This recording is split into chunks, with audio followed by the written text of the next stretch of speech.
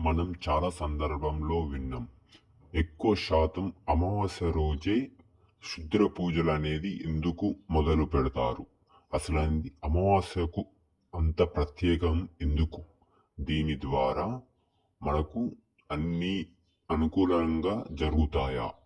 ఏదైనా రీజన్ ఉందా? ఇలాంటి విషయాలు తెలుసుకోవడానికి ఈ వీడియో పూర్తిగా చూడండి.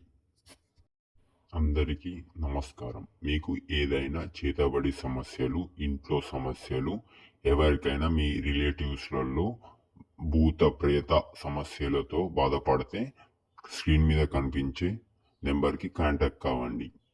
ఇక విషయంలోకి వస్తే, ఆ రోజు అమావాస్య రోజు చాలా నెగిటివ్ ఎనర్జీ అనేది మన భూమిపై ఉంటుంది.